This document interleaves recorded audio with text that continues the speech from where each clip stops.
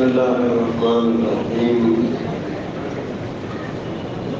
الحمد لله نحمده ونستعينه ونستغفره ونؤمن به ونتوكل عليه ونعوذ بالله من شرور أنفسنا ومن سيئات أعمالنا.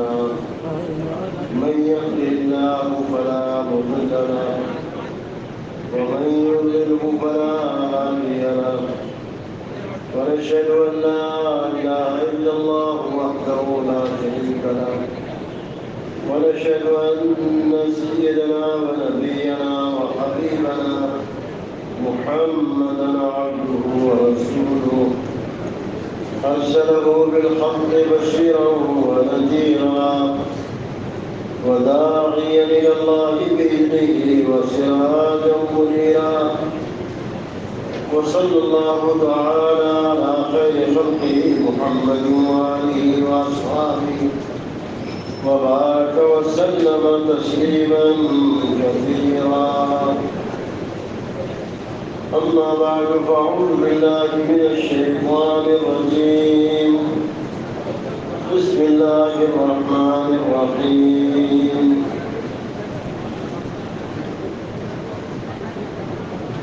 ولا تدع من دون الله ما لا ينفعك ولا يضرك وإن فعلت فإنك إذا من الظالمين.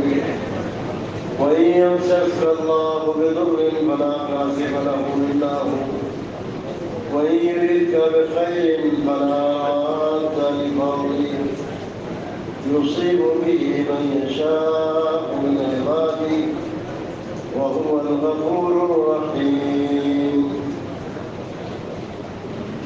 وقال النبي صلى الله عليه وسلم: من قال لا إله إلا الله مخلصا دخل الجنة. قيل وما إخلاصها؟ قال أن تحفظه عن محارم الله. وأيضا قال: لا يؤمن أحدكم حتى يكون هواه تبعا لما جئت به، أو كما قال عليه الصلاة والسلام.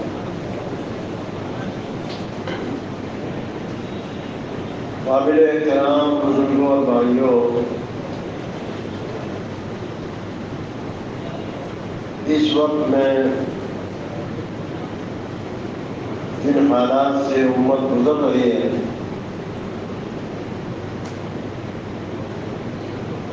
ان حالات میں امت کے خواص اور عوام کے لیے اس موقع پر کیا ذمہ داری ہے اور ہمیں کیا کرنا چاہیے۔ ایک دن بنگلہ والی مسجد میں حضرت نے 2 گھنٹے اسی موضوع پر بات کی۔ ساری بات کا خلاصہ یہ تھا کہ آج جو حالات ہمارے اوپر ہیں یا جن حالات سے ہم گزر رہے ہیں، یہ سارے حالات، اس کا تعلق ان حالات کا تعلق آیا جو ہے غیر ایمان والوں سے ہے یا ایمان والوں سے۔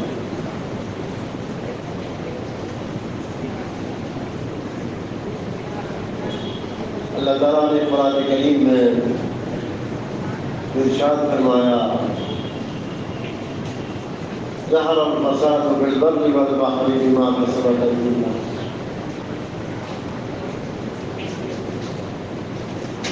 اس سارے فساد، سارے حالات یا اپنی ذات سے متعلق ہوں یا پوری امت مسلمہ سے مجموعی طور پر حالات کا تعلق ہو، ان حالات کا تعلق غیر ایمان والے نہیں ہیں بلکہ ایمان والے۔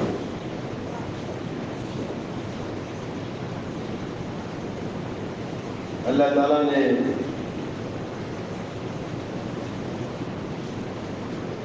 ایمان والوں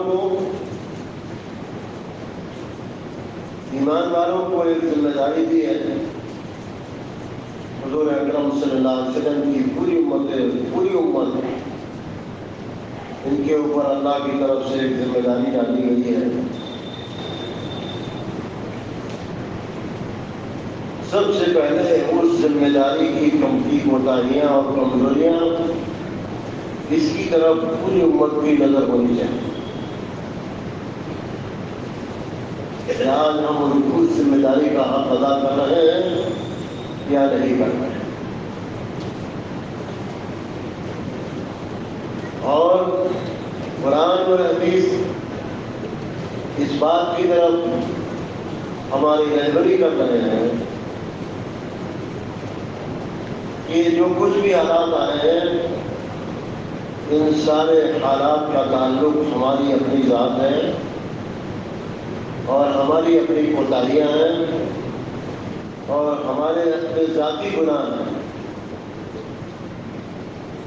نہ کسی دوسرے کی طرف اس کی نسبت کی جائے گی اور نہ غیر ایمان والوں کی طرف اس کی نسبت کی جائے گی، بلکہ ان سارے حالات کا تعلق ہماری اپنی ذاتی کوتاہیاں اور ہمارے اپنے انفرادی گناہ ہیں۔ اس وقت میں ایمان کے ساتھ تقویٰ پیدا کرنا عمومی طور پر امت کے خواص میں، چاہے وہ اپنی ذات کے اعتبار سے جانی لائن ہو یا مال کی لائن ہو، ہر ان دونوں چیزوں میں ہمیں اپنے اندر تقویٰ لانے کی ضرورت ہے، اپنی زندگیوں میں نکھار پیدا کرنے کی ضرورت ہے، اپنی خلوت اور جلوت دونوں صحیح کرنے کی ضرورت ہے۔ تو یہ جائے کہ ہم یہ کہیں کہ بھائی سارے مسلمان یہ کہیں میری وجہ سے یہ مصیبت آئی، ہمارے بڑوں کا، ہمارے اسلاف کا یہی طریقہ رہا کہ جب بھی پوری دنیا میں کہیں بھی کوئی بھی آفت اور بلا آتی تھی، آسمان کی طرف، آسمان سے یا زمین سے ظاہر ہوتی تھی، یہ کہتے تھے کہ بھائی میری وجہ سے، میرے گناہ کی وجہ سے یہ آفت آئی ہے۔ ہر آدمی اگر اپنے کو گنہگار سمجھے گا اور اپنی خطا، اپنی کوتاہیاں اور اپنے اوپر الزام دے گا، یہ بلا بہت جلدی ختم ہو جائے گی۔ اس لیے کہ ہر آدمی اگر اپنی ذات کے اعتبار سے توبہ پر آ جاتا ہے تو مسئلہ جلدی حل ہو جائے گا۔ ایک یہ ہے کہ ہم سارے مسلمانوں کے لیے، سارے کلمہ پڑھنے والوں کی کوتاہیوں پر استغفار کریں، اس کی بھی تعلیم دی ہے اللہ کے نبی صلی اللہ علیہ وسلم نے، اور اس کا طریقہ بھی بتا دیا ہے۔ اللہم اغفر لی وللمؤمنین والمؤمنات والمسلمین والمسلمات الاحیاء منہم والاموات۔ اور ایک ہے حضرت آدم علیہ السلام کی طرف سے جب جنت سے زمین پر اتار دیے گئے تو آدم علیہ السلام نے کیا دعا مانگی تھی؟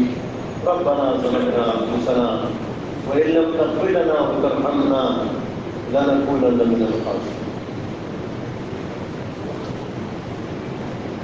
اور کیسے ہم اپنے آپ کو الزام نہ دیں جب اللہ تعالیٰ خود ہی فرما رہا ہے کہ اے بنی آدم تم سارے کے سارے گنہگار ہو،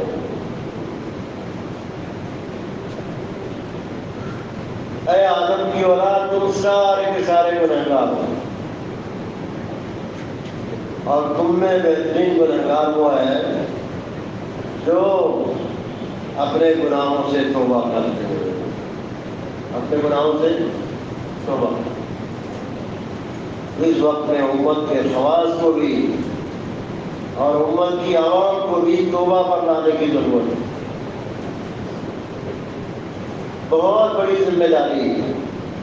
ایک تو ذمہ داری نہ اٹھانے کی وجہ سے میرے بزرگوں اجتماعی طور پر امت کا ذوق بڑھ رہا ہے، امت میں دینی استعداد و صلاحیتیں کمزور ہیں۔ خود کرنا اور پوری امت کو محنت پر کھڑا کرنا ہے۔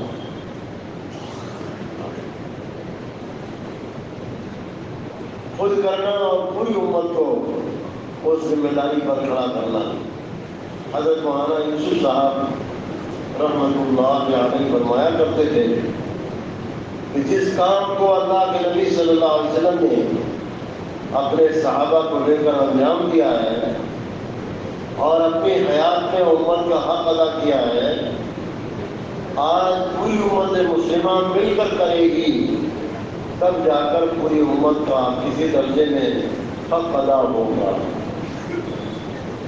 پوری امت مسلمہ اجتماعی طور پر مل کر اس کام کو انجام دے گی، تب جا کر کسی درجے میں پوری امت کا حق ادا ہوگا۔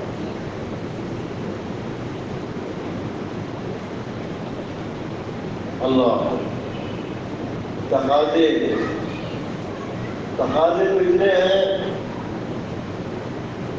تو اتنے ہیں کہ آدمی کو فرصت ہی نہ ملے۔ تقاضے تو اتنے ہیں کہ کمانے کی فرصت نہ ملے۔ حضرت صلی اللہ علیہ وسلم کے اوپر جو کھانے پینے اور ضروریات کی لائن کے جو حالات آئے ہیں، وہ حالات اضطراری نہیں تھے، اختیاری۔ آپ نے اس کو اختیار کیا تھا، ورنہ آپ فرماتے تھے کہ اگر میں چاہوں تو یہ سارے مکے کے پہاڑ سونے کے بن جائیں اور میرے ساتھ ساتھ چلیں۔ میرے بزرگوں، اس وقت میں ہر آدمی، خصوصاً ہمارے کام کرنے والے اور پوری امت مسلمہ کے خواص، امت کے جہاں جہاں جس ذمہ داری پر ہیں، ہر ایک کو چاہیے کہ اپنی ذات کے بارے میں، اپنی زندگی کی کوتاہیوں پر توجہ دے اور ان کوتاہیوں سے نکلنے کی کوشش کریں، توبہ پر آئیں، توبہ پر۔ اور دوسرے میرے بزرگوں، جس کام سے آدمی، جس محنت سے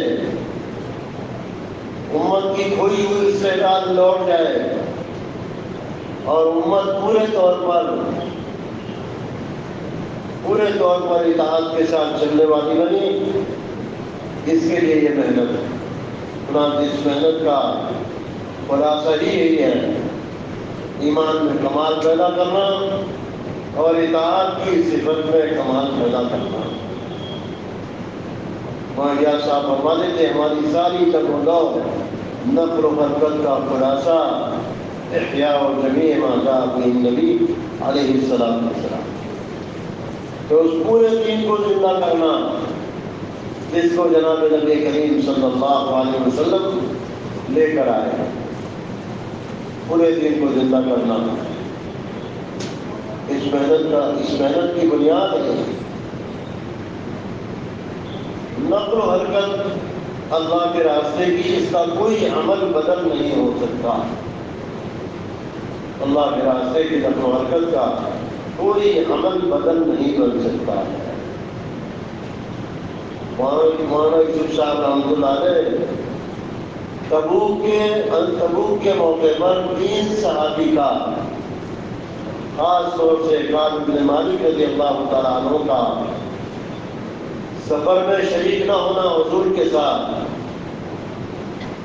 کتنی زجر و توبیخ اللہ تعالیٰ کی طرف سے آئی ہے کہ یہ واقعہ ہی بتلاتا ہے قیامت تک کے لیے جو بھی اللہ کے راستے کی نقل و حرکت میں کمی کرے گا، اللہ تعالیٰ کی ناراضگی کا ذریعہ ہوگا۔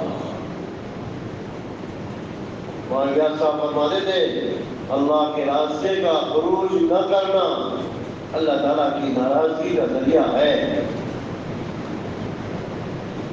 اللہ کی ناراضگی کا ذریعہ ہے۔ یہ امت قرن اول کی طرح سے اگر نقل و حرکت پر رہے گی تو ہر طرح سے عافیت میں رہے گی۔ فرانس جو ہے اس میدان میں چلنے والے اپنے سارے مسئلے کا حل یقین کر کے اس محنت کے تقاضوں پر قدم اٹھائے کہ میرا مسئلہ جو بھی میرے لیے رکاوٹ آ رہی ہے، مولانا صاحب فرماتے تھے خروج کے موقع پر جو رکاوٹ آتی ہے میرے نزدیک رکنے کے لیے نہیں ہے، جانے کے لیے ہے۔ سمجھ میں آ رہی ہے؟ مولانا صاحب ہم فرماتے تھے کہ خروج کے موقع پر جو بھی رکاوٹ موانع آئے ہیں رکنے کے لیے نہیں آئے ہیں، جانے کے لیے آئے ہیں۔ چل کے دیکھ لو، قدم اٹھا کے تو دیکھ لو تمہارا مسئلہ حل ہو جاتا ہے کہ نہیں ہوتا۔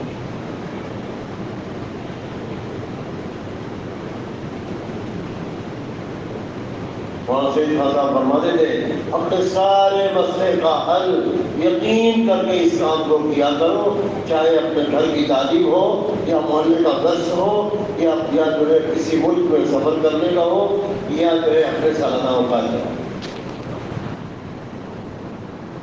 اس سارے مسئلے کا حل یقین کر کے اس محنت کو، دین کی نصرت کے بغیر اللہ تعالیٰ کی مدد ہی نہیں۔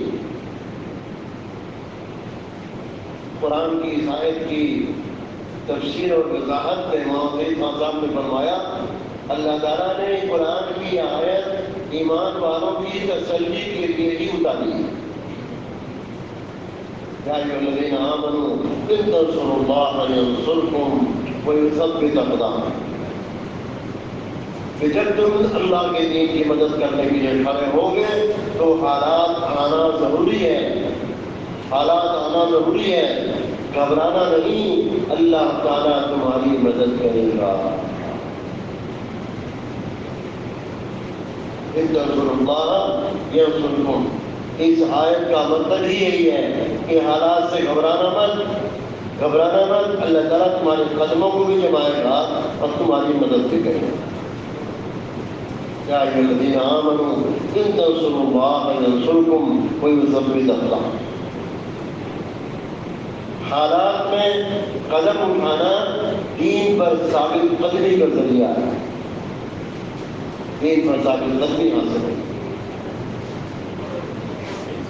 اللہ کا فضل ہے کہ اللہ تعالیٰ نے اس موقع پر پورے ہمارے صوبے سے ایک کریم طبقے کو یہاں جمع کر دیا، جو اپنے اپنے علاقوں میں کام لے کر چل رہے ہیں، ذمہ داریوں سے چل رہے ہیں۔ اللہ تعالیٰ قوم تک چلتے رہنے کی توفیق عطا فرمائے۔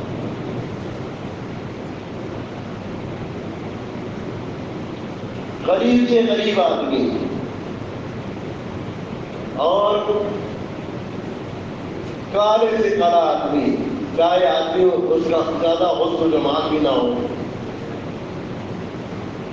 اللہ رب العزت کام لینے پر جب آتا ہے دو رنگ کا کالا ہو، ہونٹ موٹے موٹے ہو، چہرے پر چٹک کی داغ ہو۔ حجۃ الوداع کے موقع پر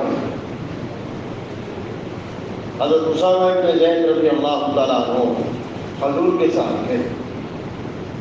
حجۃ الوداع میں سارے صحابہ ہی ساتھ تھے، سارے ایمان والے ہی ساتھ تھے۔ مزدلفہ میں جب آپ پہنچے ہیں تو آپ نے دیکھا پہنچتے پہنچتے کہ اسامہ بن زید نظر نہیں آ رہے۔ آپ کھڑے ہو گئے، فرمایا کہ اسامہ نظر نہیں آ رہے۔ بہت سے لوگ پہچانتے نہیں تھے کہ اسامہ کون ہے۔ جب آئے تو حضور نے فرمایا اچھا چلو آ گئے۔ مزدلفہ میں پہنچتے پہنچتے تو کچھ لوگ یمن کے لوگ تھے، انہوں نے کہا اسی کالے کا حضور انتظار کر رہے تھے۔ روایتوں میں ہے کہ جن لوگوں نے جملہ کہا تھا مرتد ہو گئے، بعد میں مرتد ہو گئے۔ یہی اسامہ بن زید ہیں کہ حضور کی وفات کے بعد ان کے ساتھ صدیق اکبر رضی اللہ عنہ نے جماعت روانہ فرمائی، اور یہی وہ ہیں جن کی جماعت کو حضور نے خود روانہ فرما دیا۔ سارا امتداد رک گیا، صدیق اکبر نے وہی جماعت روانہ کی جس کو حضور نے بنا دیا تھا۔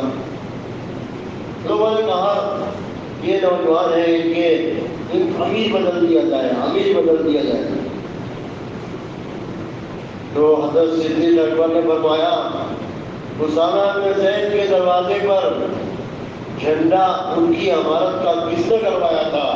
کہا اللہ کے رسول نے۔ کہا جس کی امارت کا جھنڈا سرکار نے کروایا ہو، ابو بکر اس جھنڈے کو اٹھا کر امیر بدل سکتا ہے؟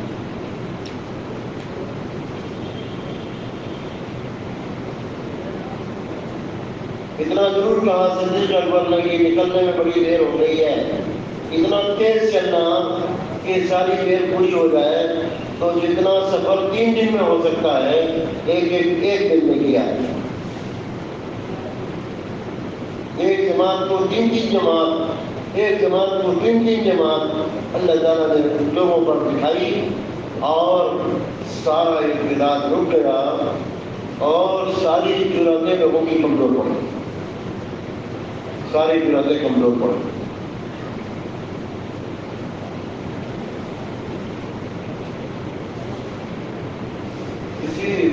کسی آدمی نے کہا، جو اوپر کا ذمہ دار آدمی تھا، کسی ذمہ دار سے کہا کہ تبلیغ کا کام پھر شروع ہو گیا۔ فرمایا اتنی مخالفت ہوئی ہے، اس پہلے سے زیادہ کیوں ہو گیا ہے؟ پہلے سے زیادہ کام شروع ہو گیا ہے۔ شروع میں حضرت فرماتے تھے مشورہ مضبوط کرو اور نقل و حرکت کو بڑھاؤ، کام اتنا آگے بڑھاؤ کہ باقی بھی نا امید ہو جائے کہ ہم ان کا کچھ بگاڑ نہیں سکتے۔ فرمایا باقی کو نا امید کر دو، محنت کر کے، کام کر کے باقی کو نا امید کر دو۔ اللہ کا کام ہے، کس کا کام ہے؟ باقی کو نا امید کرو۔ اس وقت میں قربانیاں بڑھا کر کام کرنے کی ضرورت ہے۔ اللہ کا فضل ہے، اللہ کا احسان ہے کہ ان تمام حالات میں آسانی سے سب کو اللہ تعالیٰ کھلا رہا ہے۔ ارے ہے کہ نہیں؟ صبح کے بیان میں آپ کے سامنے یہ بات آئی کہ انہی حالات میں تقریباً 125 جماعتیں 5 مہینے والی روانہ ہوئی، کتنی؟ اور 8 جماعتیں، 2 تو واپس آ گئی، 8 جماعتیں 1 سال کے علماء کی۔ انہی حالات میں زمینیں بیچ کر، اپنے سامان بیچ کر 1 سال کے لیے، بہت مالدار علماء نہیں تھے، غریب علماء اپنے سامان بیچ کر 1 سال کی جماعتوں میں گئے۔ وہاں عیسو شاہ رحمۃ اللہ علیہ فرماتے تھے کہ جہاں تک راستہ ملے، جہاں تک راستہ ملے، جہاں راستہ بند دکھائی دے اس سے باہر کام کرو، عذاب کا راستہ کب کھلے گا؟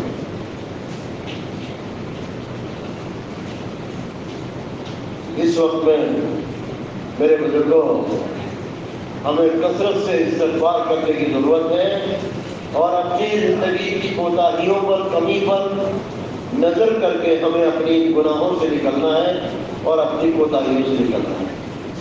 سب طے کرو، ارے انشاءاللہ تم کہو۔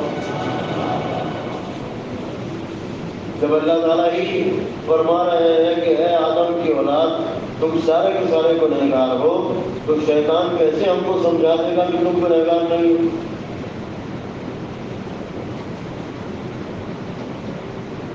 کام میں ذمہ داریوں کے ساتھ چلنا، ذمہ داری کے ساتھ چلنا۔ اللہ کا فضل ہے کہ شروع میں ہی اللہ تعالیٰ نے ہمارے درمیان کے ہمارے ساتھیوں سے کام لیا، اور کام شروع کرانے کی خاطر 2 ساتھی 3 ساتھی لمبا لمبا سفر کرتے گئے، جبکہ علاقوں میں کثرت سے موتیں ہو رہی تھی۔ لوگوں نے کہا اس ماحول میں آپ کیسے آ گئے؟ اللہ تعالیٰ نے راستے بنائے اور لوگوں کی ہمتیں جو پست ہو رہی تھیں ان کو ہمتیں دلائی گئی اور وہ کام میں نقل و حرکت بنائے۔ اس وقت میں کام دوسرے ملک کے لوگ پوچھ رہے ہیں کہ ہمارے ساتھی جو 6 مہینہ لگاتے ہیں 4 مہینے پورے کر چکے، ان کا 2 مہینہ نظام الدین کا کیسے ہو؟ تو فرمایا اس وقت میں 2 مہینے کی ترتیبیں ساتھیوں کی اپنے ملک کے اندر کی بنا دوں، مستورات کی جماعت کے ساتھ 2 مہینے یا مردوں کی جماعت کے ساتھ اور تقاضوں پر ان کے اوقات لگواؤ، اور تمہارے مرکز میں اگر ضرورت ہو تو ان کا مہینہ ساتھی دیکھ کر مہینہ 2 مہینہ اپنے مرکز کے لیے لے لو، مگر یہ 2 مہینہ پابندی سے لگنا چاہیے۔ ابھی ہمارے یہاں جولائی اگست کے بارے میں ابھی ہم چلتے چلتے کل پوچھ کر آئے کہ ساتھیوں کے 2 مہینے کی ترتیب جولائی اگست کی، فرمایا سب کے 2 مہینے قبول کرو، اور بجائے کمی والی مسجد کے تقاضے پر ان کی ترتیبیں ایسی بناؤ کہ یہ 2 مہینے خروج کی ترتیب ان کی بناؤ، جماعت مضبوط جماعتیں بنا دو جولائی اگست کی، اور تقاضوں پر ان جماعتوں کو بھیج دو۔ اس وقت میں نقل و حرکت کی بڑی ضرورت ہے۔ کام اتنا ہو کہ باطل نا امید ہو جائے، باطل جو ہے نا امید، کام اتنا ہونا، محنت اتنی زیادہ ہونی چاہیے، اور ہمارے کام کرنے والوں کو جتنا سیرت کی روشنی میں چلیں گے اور سیرت کو سامنے رکھ کر کام کریں گے، اور ہماری محنت جتنا صحابہ کی نقل و حرکت سے میل کھا جائے گی اتنا ہی جلدی باقی ٹوٹے گا۔ کام کو صحابہ کی سیرت بناؤ، اپنے خروج کو صحابہ کی سیرت بناؤ، اور اپنے خروج کے زمانے میں مقامی محنت پر اتنی کوشش کرو کہ بات صرف کہانوں تک اور ترغیب تک نہ رہے بلکہ امت عمل پہ آ جائے۔ اس وقت میں 100% ایک ایمان والے کے گھر میں تعلیم کا حلقہ ہونا چاہیے۔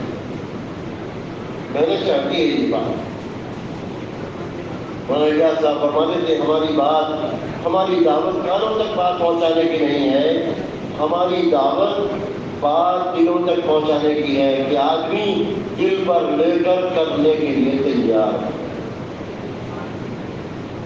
دل پر لے کر کام عمل کرنے کے لیے تیار ہو جائے۔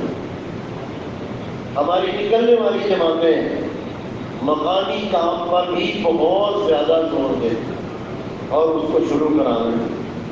الحمدللہ جماعتوں کی کارگزاری ہے، مقامی ساتھی دل پر لینے گئے، یہ جماعت جو آئی ہوئی ہے اس جماعت سے ہمیں وہاں تک کام لینا ہے کہ مشغولی کے زمانے میں ہر گھر سے ایک آدمی اللہ کے راستے میں روانہ ہو، باقی لوگ اپنے مقامی کام کے ساتھ اپنا کاروبار کریں۔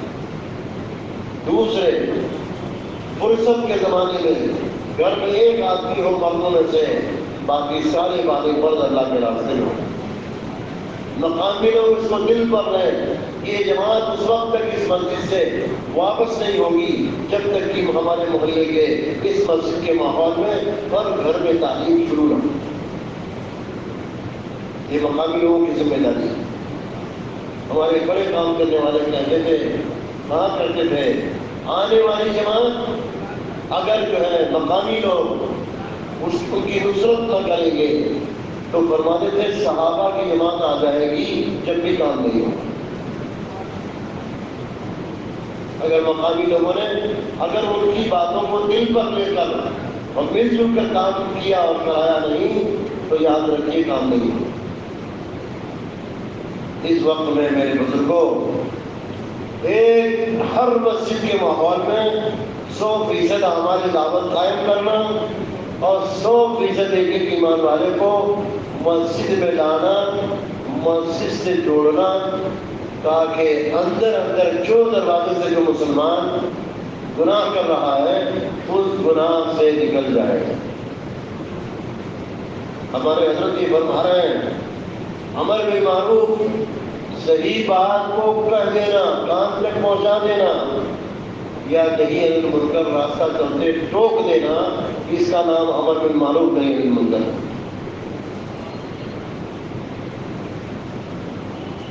بھلائیوں پر لانا، بھلائیوں کی دعوت دینا، منکر کے ماحول سے ان کو نکال کر صحیح ماحول میں لانا۔ ادنا درجے کی بات ہے کہ اپنے محلے کی مسجد میں لانا، اور اعلیٰ درجے کی بات کیا ہے؟ 4 مہینے کے لیے تیار کر کے ان کو اللہ کے راستے لاؤ۔ ماحول کی تبدیلی کے بغیر آدمی منکر سے نہیں نکل سکتا، ماحول کی تبدیلی کے بغیر آدمی منکر سے نہیں نکل سکتا۔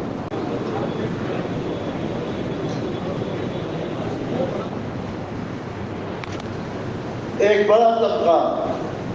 بڑا طبقہ کہیں 50% اور کہیں اس سے بھی زیادہ جو ہے کلمہ پڑھنے والے نماز چھوڑے ہوئے۔ علماء نے لکھا ہے نماز چھوڑنے والے ابتداء کے دہانے پر کھڑے ہیں۔ کسی دن وہ کہہ سکتے ہیں نعوذ باللہ کہ میں مسلمان نہیں ہوں۔ فرماتے تھے معاویہ صاحب یہ کہہ دینا مسئلہ کھٹائی میں پڑ گئے، اگر یہ زبان سے کہہ دیا بس مسئلہ ہاتھ سے نکل گیا۔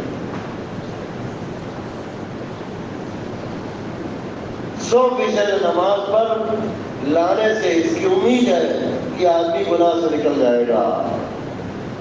ان الصلاۃ تنہی عن الفحشاء والمنکر، کہ آدمی گناہ سے نکل جائے۔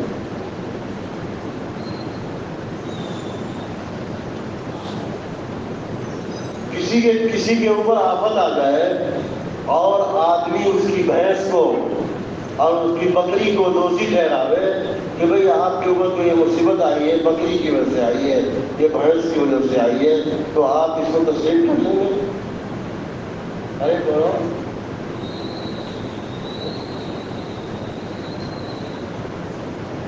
آنے والی آفتوں کو ان لوگوں کو دوشی ٹھہرانا جن کو اللہ نے قرآن میں جانور کہا ہے، اور بلکہ یہ بھی کہہ دیا ان سے بھی نیچے ان کو دوشی ٹھہرانا۔ اور حضرت نے فرمایا ہمیں کوئی پریشانی نہیں ہے جب باطل حق سے ٹکرا جائے تو پھر مسئلہ اللہ کے ہاتھ میں چلا جاتا ہے۔ معاملہ کس سے ہو گیا؟ اللہ سے ہو گیا۔ ہمیں اس سے کوئی پریشانی نہیں، ہمیں تو پریشانی اس سے ہے کہ مسلمان گناہ میں لگا ہوا ہے، ہمیں اس سے پریشانی، فرائض چھوڑے ہوئے ہیں اور گناہ کبیرہ میں مبتلا ہے۔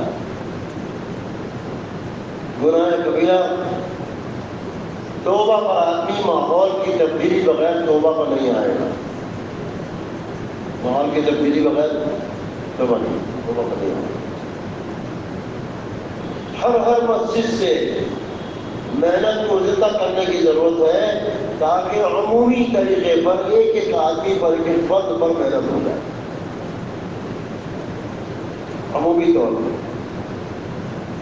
کتابوں میں لکھا ہوا ہے، علماء نے اس کو بڑی نشاندہی کی ہے، کون سے گناہ پر کیا آفت آئے گی۔ کثرت سے موت، زنا کے عام ہونے کی وجہ سے کثرت سے موتیں ہوں گی۔ کثرت سے جو موت ہوگی کس پر ہوگی؟ زنا کی وجہ سے۔ اندر ماحول میں گھس کر کام کریں گے تو امت کا حال سامنے آئے گا، امت کے ساتھ میں چلے۔ ایک دن حضرت نے فرمایا اس وقت کا جو ماحول ہے، نیکی مشکل ہو رہی ہے، گناہ آسان ہو گیا ہے۔ نیکی مشکل ہو گئی ہے، گناہ آسان ہو گیا ہے۔ گناہ کرنے والے آسانی سے گناہ کر کے اور اس کو نظر انداز کر رہے ہیں۔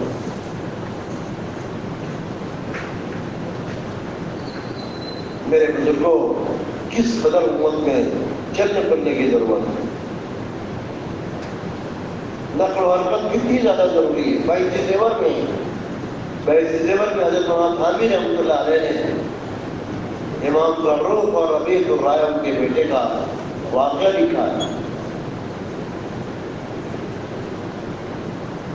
کہ امام فروخ اپنی گھر والی کو 30 اشرفی دے کر اور گھر والی کو حالت حمل میں جوڑ کر اللہ کے راستے میں نکلے، اور تقاضے پر تقاضا ہوتے ہوتے ہوتے ہوتے 27 سال کے بعد گھر واپس آئے۔ 27 سال کے بعد گھر واپس آئے۔ مسجد نبوی میں گئے، دیکھا ایک جوان ہے جس کی عمر 25-27 سال کی ہے، اور وہ جوان حدیث کا درس دے رہا ہے، روایتیں بیان کر رہا ہے، اور اللہ کے رسول صلی اللہ علیہ وسلم کی خبر کی طرف اشارہ کر کے کہ آخری راوی انہوں نے اللہ کے رسول سے بات کی۔ انہوں نے کہا یہ کون ہے، یہ نوجوان محدث جو حدیث بیان کر رہے ہیں کون ہے؟ تو انہوں نے کہا کہ ان کے والد امام فروخ 27 سال پہلے ان کو اپنے ماں کے پیٹ میں چھوڑ کر گئے تھے، یہ انہی کا ایک بیٹا ہے، اللہ تعالیٰ نے اس کو محدث بنا دیا، تو بیٹا تو انہی کا ہے۔ خوشی میں ان کی آنکھوں سے آنسو کی گڑیاں گرنے لگی، اور زبان سے نکلا رفع اللہ ابنی، اللہ تعالیٰ نے میرے بیٹے کو بلند مقام بنایا۔ مسجد سے گھر گئے، بیٹے کے پہنچنے سے پہلے گھر پہنچ گئے۔ بیٹا جب آیا، دروازہ کھولا باپ نے، بیٹے کو حیرت ہوئی کہ یہ بڑے میاں یہ ہمارے گھر میں کون ہے؟ تو وہ کہہ رہے ہیں کہ آپ کون؟ تو باپ کہہ رہے ہیں کہ یہ میرا ہی گھر ہے۔ تو بیٹا کہہ رہا ہے کہ آپ کا گھر کیسے ہو گیا ہے؟ تو میرا گھر پیدا ہونے سے پہلے میں نے آپ کو دیکھا ہی نہیں۔ چنانچہ جو ہے پیچھے سے ماں کہہ رہی ہیں کہ بیٹا ربیع الرائے میرے والد ہیں، اللہ کے راستے سے 27 سال کے بعد واپس آئے۔ بیٹا باپ سے گلے لگ گیا اور خوشی میں رویا، باپ بھی خوشی میں بیٹے کو گلے لگا کر رو رہے ہیں۔ چند دن کے بعد باپ نے پوچھا میں نے تمہیں 30 اشرفیاں دی تھیں، اس کو کہاں خرچ کیا؟ فرمایا جس بیٹے کو مسجد نبوی میں حدیث کا درس دیتے ہوئے سن کر آئے ہو، میں نے اسی کی تعلیم و تربیت پہ لگایا، میں نے اسی کی تعلیم و تربیت پہ لگایا۔ دیکھنے میں دنیا متاثر ہوگی، اور دیکھنے میں ہماری نقل و حرکت سے ہماری دنیا کے اسباب ضرور متاثر ہوں گے، لیکن اللہ رب العزت نسلوں کو چمکائیں گے، نسلوں کو چمکائیں گے۔ مولانا یوسف شاہ رحمۃ اللہ علیہ فرماتے تھے، قرآن حدیث کی روشنی میں فرماتے تھے یہ وہ کام ہے، اللہ کرے یہ کام ہمارے دلوں پر بھی کھل جائے۔ فرماتے تھے یہ وہ کام ہے کہ اگر اس کو ڈھنگ سے کرو گے، ذمہ داری سے کرو گے، تو سیرت کی روشنی میں یہ کہہ رہا ہوں تمہاری 14 نسل میں فاقہ نہیں آئے گا، تمہاری 14 نسل میں فاقہ نہیں آئے گا۔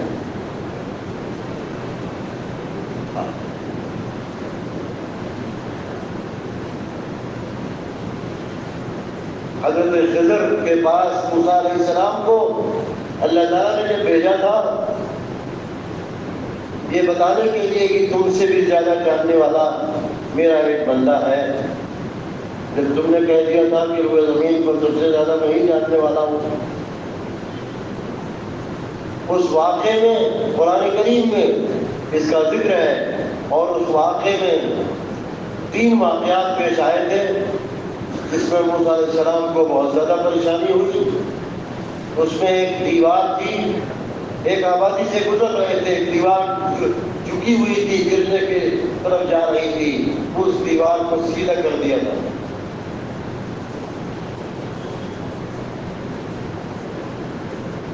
اور اس بستی سے گزرتے ہوئے بھوک بھی بہت زیادہ لگ رہی تھی۔ موسیٰ علیہ السلام نے فرمایا، بستی والوں نے کسی نے پوچھا بھی نہیں، اور نہ کوئی کھانے کی جو ہے توازن کرنے والا ہے، اور آپ نے یہ دیوار خامخواہ کسی بھی کر دی۔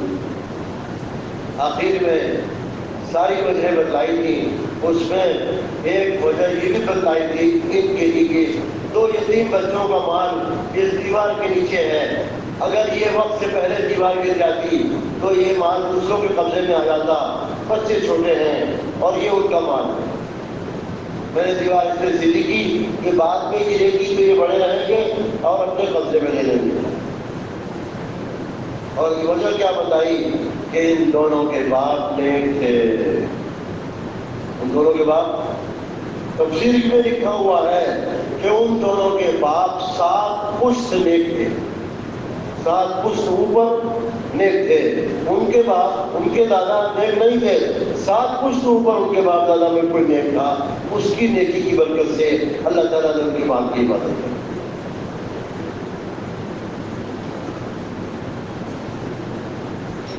یہ کام ہے، اس کو ہمارے سارے کام کرنے والوں کو چاہیے کہ حیات الصحابہ خوب پڑھا کریں۔ مولانا یوسف صاحب رحمۃ اللہ علیہ، انہوں نے حیات الصحابہ کے جو باب باندھے، سرخی جو باندھی ہے، ابواب باندھے ہیں۔ ایک بڑے شیخ الحدیث انتقال ہو گیا، اللہ ان کی قبر کو نور سے بھرے، فرماتے تھے میں بخاری شریف پڑھانے کے دوران میں حیات الصحابہ کا بھی مطالعہ مجھے کرنا پڑتا تھا۔ کہتے تھے کہ میں جب حیات الصحابہ کے ابواب پر غور کرتا ہوں تو مجھے امام بخاری یاد آتے ہیں۔ مولانا یوسف صاحب رحمۃ اللہ علیہ نے بہت ہی گہری سیرت کا بہت گہرا مطالعہ انہوں نے کیا تھا اور صحابہ کو خوب سمجھا تھا۔ سیرت ان کے سامنے تھی۔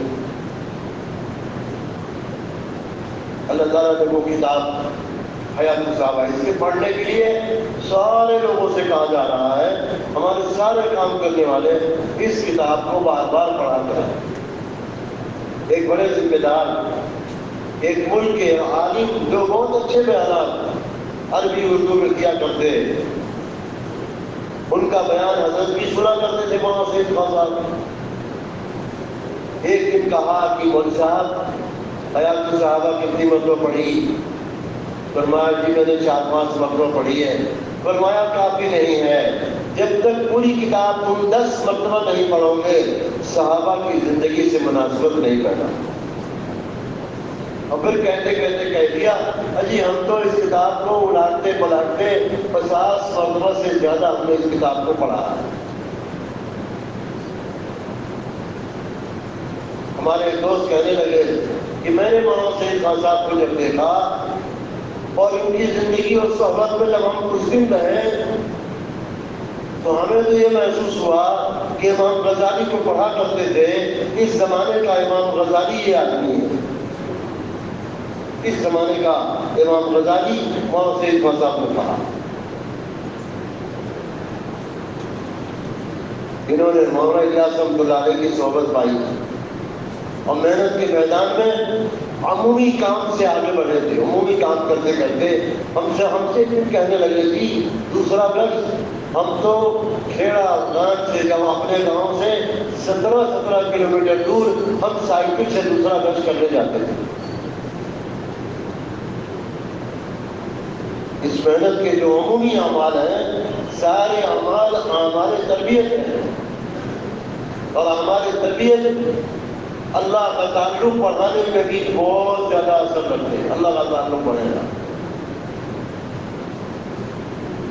اس محنت میں دسترخوان بھی عمومی اور محنت میں بھی عموم کے ساتھ چلنا اور عمومی طور پر سفر کرنا، عمومی طور پر امت کی عوام میں گھس کر کام کرنا، یہ بڑی ترقی کا ذریعہ ہے، بڑی ترقی کا ذریعہ۔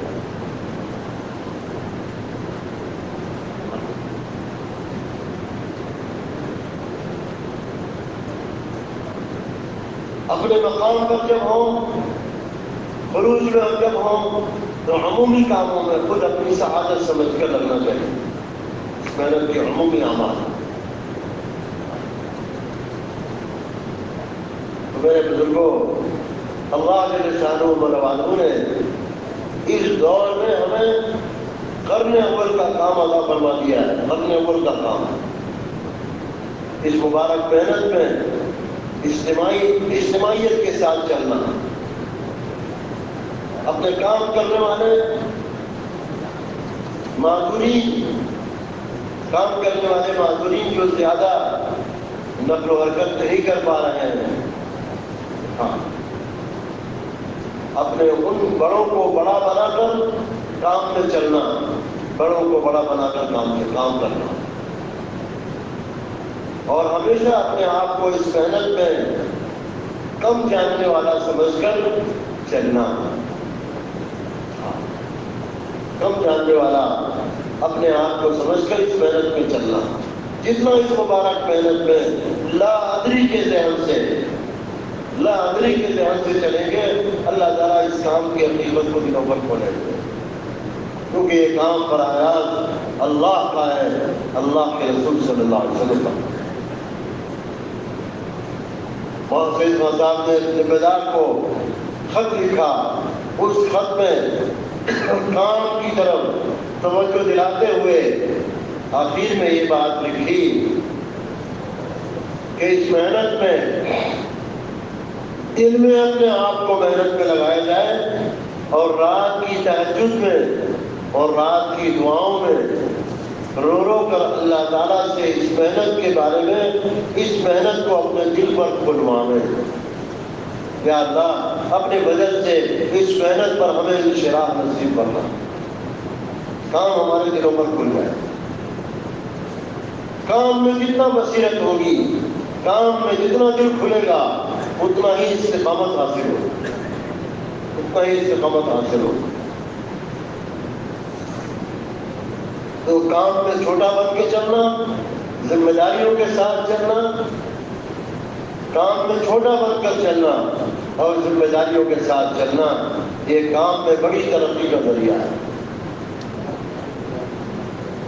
جس کمپنی میں جو لوگ کام کرتے ہیں، اپنی کمپنیوں میں جب ذمہ داری سے چلتے ہیں تو کمپنی کا مینیجر ان کا پروموشن کرتا ہے۔ ہم لوگ صومالیہ سے واپس آ رہے تھے، تو میری سیٹ کے بغل میں ایک آدمی جو کسی کمپنی کے کام کے لیے گیا ہوا تھا افریقہ میں، صومالیہ۔ ہم نے کہا بھائی آپ کس کام کے لیے آئے تھے؟ کہا ہماری کمپنی یہاں چاول بیچتی ہے، اس علاقے میں ہم گئے تھے، چاول ہماری کمپنی ایکسپورٹ کرتی ہے، ہم اس کام کے لیے آئے تھے۔ لیکن وہ ڈرا ہوا تھا، کہنے لگا یہ جہاز بہت پرانا ہے، جس کا دروازہ میں نے دیکھا رسی سے باندھ رہے تھے۔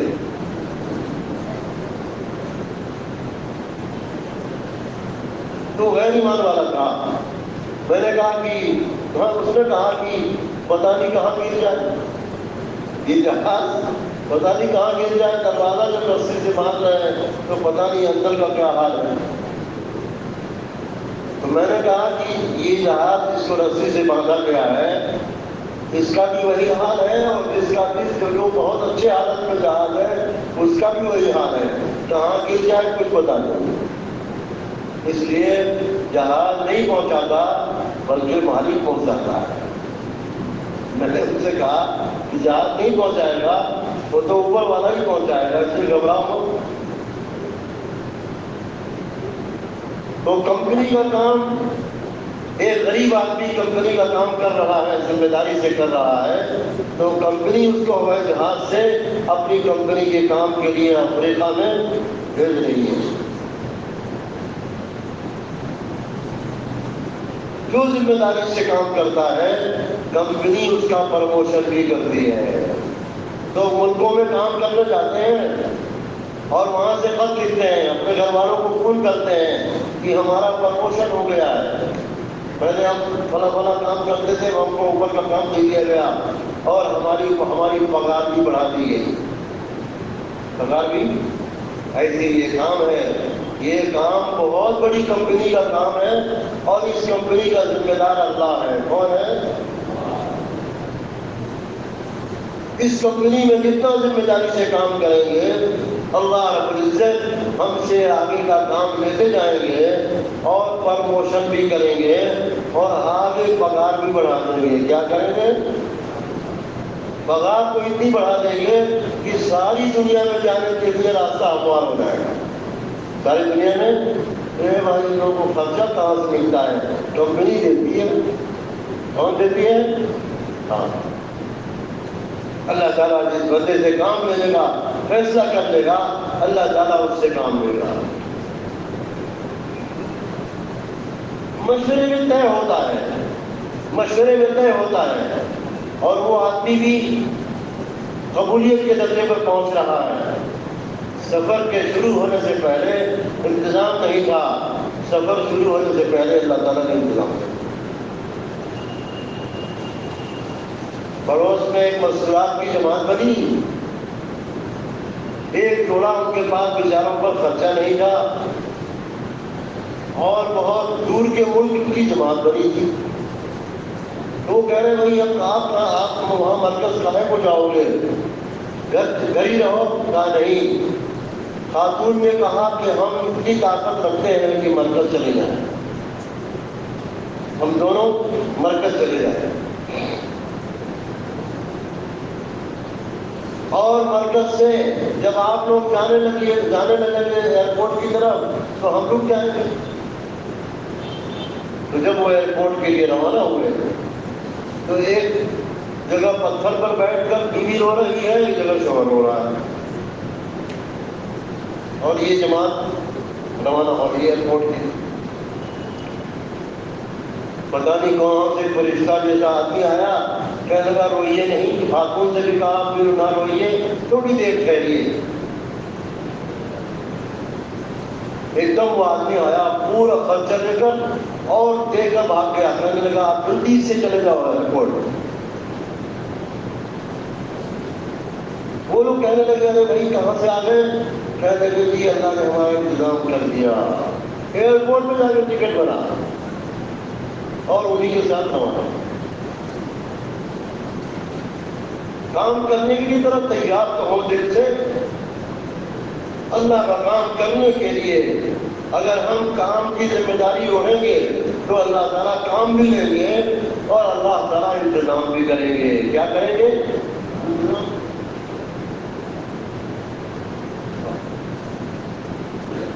مخلوق کی طرف اگر نظر جائے گی تو اللہ رب العزت ایسا نا امید کریں گے، ایسا نا امید کریں گے کہ آدمی نظر ملانے کے لیے بھی تیار نہیں ہوگا اور اللہ من حیث لا یحتسب انتظام کرے.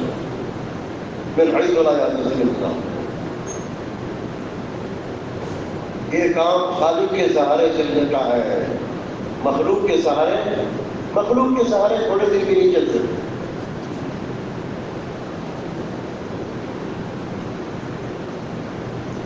یہ مبارک کام میرے بزرگوں جتنا کام میں ذمہ داری کے ساتھ چلیں گے اللہ رب العزت ہم سے کام لینے کا فیصلہ کر دے گا. اور ایسا ہی نہیں، کام کی سوجھ بوجھ ہماری اولادیں بھی کریں گی، ہماری نسلیں کریں گی، ہمارے عزیز و اقارب رشتے دار کریں گے. ماحول تیار ہوگا. چھوٹے چھوٹے بچے یاد دلائیں گے کہ ابا جان آپ کے سفر کا وقت قریب آ رہا. گھر والی یاد دلائی. ہم سوڈان میں تھے اجتماع میں تو ایک جماعت پڑوس کی آئی تھی. وہ جماعت 1 سال کی تھی. اس میں جو مولوی صاحب تھے امیر کہنے لگے میں نے کہا کہ 1 سال کی جماعت ہے؟ انہوں نے کہا کہ ہاں. میں نے کہا کہ سال تو آپ کا یہ دوسرا ہوگا، ایک اپنے ملک کا، ایک یہاں کا. کہنے لگے میں 5ویں مرتبہ سال کے لیے آیا ہوا ہوں. کتنی مرتبہ؟ 5ویں مرتبہ. میں نے کہا کہ آپ کی اہلیہ بھی عادی ہو گئی ہوگی آپ کے بغیر گھر رہنے کی. کہنے کہ وہ پہلے ہی سے عادی ہے. ان کے ابا بھی ان کی شادی سے پہلے ان کے ابا بھی 3 مرتبہ سال لگایا.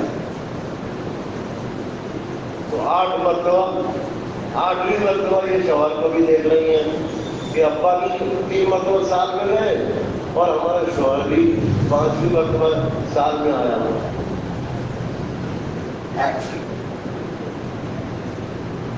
جو محنت گھر کے اندر ہوگی اور جس محنت میں ہم قربانیوں کے ساتھ چلیں گے، ہو ہی نہیں سکتا کہ گھر میں یہ خیر گھر میں نہ ہو. اللہ تعالیٰ ایک ایک کو قبول کرے گا اور اللہ رب العزت ایک ایک سے کام لے گا. یہ کام موت تک کرنے کا ہے. کب تک کرنے کا ہے؟ کرتے کرتے مرنا اور مرتے مرتے کرنا. اس وقت کا تقاضا ہے کہ ہم امت کے درمیان میں چلے پھرے. ہاں، 2 مہینے کی تشکیل تو اپنے ملک میں ہوتی نہیں، لیکن جولائی اگست میں اور حلقے والوں نے اپنا آدمی تیار کر رکھا ہے. اس عنوان پر 2 مہینے کی جماعتیں بنے گی، 2 مہینے کی تشکیل ہوگی اور تشکیل شدہ لوگوں کی ترتیب بنے گی.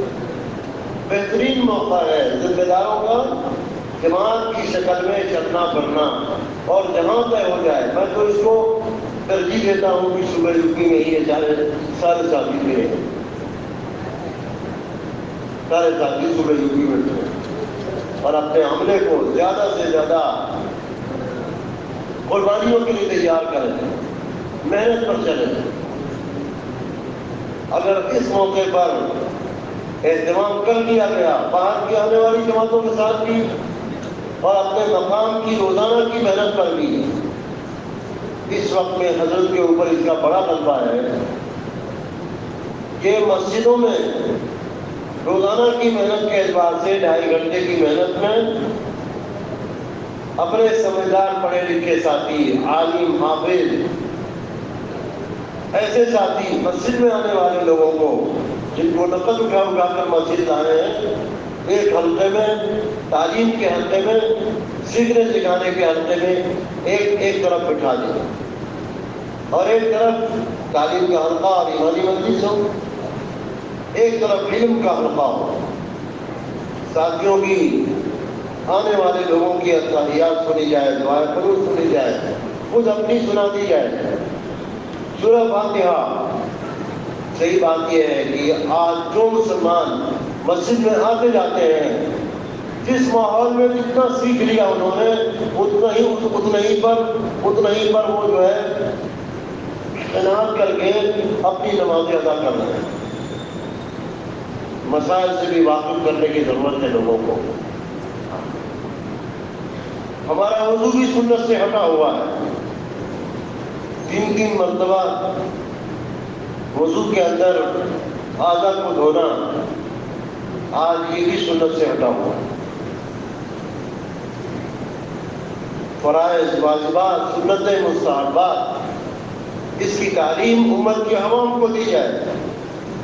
عوام 50% سے زیادہ تو نمازی نہیں پڑھتی اور فرائض سے دور ہے، خطرے میں چل رہی ہے، اور ان کو اگر مسجد لایا گیا اور ان پر محنت کی گئی تو میرے بزرگوں، نمازوں کے علاوہ اوقات میں جب ان کو مسجد لایا جائے گا، ان پر محنت کی جائے گی تو انشاءاللہ ان کے اندر تبدیلی آئے گی. ایک حلقہ اپنے 2.5 گھنٹے کی محنت میں، ایک حلقہ تعلیم کا اور ایک حلقہ ایمانی مجلس سمجھانا بجانا. اس طرح سے کام شروع کریں گے تو آگے راہیں کھلیں گی، آگے تقاضے سامنے آئیں گے، آگے کی چیزیں سمجھ میں آئیں گی. کام کرنا ضروری ہے، اس وقت میں ضروری ہے. باہر کی آنے والی جماعتوں کے ساتھ مل جل کر کام کرنا، اور روزانہ کی محنت میں مقامی ساتھی اہتمام سے اپنے مقام پر مسجد کی آبادی کے ساتھ، اور پھر جو آنے والوں کو 2 حلقوں میں تقسیم کر کے ان پر محنت کی جائے، اور پوری امت کو اللہ کے راستے کی نقل و حرکت سمجھائی جائے، امت کے اندر چل پھر کر نقل و حرکت کی اہمیت سمجھائی جائے اور دعوت کی اہمیت سمجھائی جائے۔ اس محنت سے امت کی کھوئی ہوئی استعداد لوٹ جائے گی، محنت جب زندہ ہوگی تو امت کی کھوئی ہوئی استعداد لوٹے گی، اس کی بڑی سخت ضرورت ہے۔ اور نقل و حرکت سے جو کام قابو میں آئے گا وہ صرف اپنے مقام پر محنت کرنے سے بات قابو میں نہیں آئے گی۔ نقل و حرکت اللہ کا فضل ہے کہ پوری دنیا کے اعتبار سے لوگ اپنا حال دے رہے ہیں اور آگے کے حال میں پوچھ رہے ہیں، پوچھ کے چل رہے ہیں۔ اللہ کا فضل ہے، روزانہ دو چار ملکوں کو روزانہ خط کا جواب جاتا ہے، روزانہ۔ اللہ کا فضل ہے کہ مشورہ، اس کام کے ساتھ مشورہ جو بہت اہم چیز اور بنیادی چیز ہے، اللہ کا فضل ہے کہ مشورہ امت کے اندر زندہ ہوتا جا رہا ہے۔ خالص حضرت محمد صلی اللہ علیہ وسلم والی فکر، آپ والے غم کے تحت اور آپ کی امت کے تقاضے پر مشورہ وجود میں آ رہا ہے۔ اس کے ساتھ نقل و حرکت، اس کے ساتھ نقل و حرکت، تقاضے آ رہے ہیں روزانہ، لوگ ملکوں کے تقاضے، اپنے تقاضے یہاں بھیج رہے ہیں، اور اللہ کا فضل ہے مشورے میں کبھی یہ بات نہیں ہوتی کہ جماعت کیسے جائے گی اور جماعت جا نہیں پائے گی تو کیوں جماعت بنائی جائے۔ جماعت فوراً بنتی ہے، تاریخ کا انتظار ہوتا ہے، جماعتیں روانہ بھی ہو جاتی ہیں، اگر کوئی رکاوٹ آ گئی تو وہاں والے اس تاریخ کو آگے بڑھا دے رہے ہیں۔ اللہ کا فضل ہے کہ کام کے لیے اللہ تعالیٰ رکاوٹیں دور کرتا ہے، کام کے لیے رکاوٹیں دور کرتا ہے۔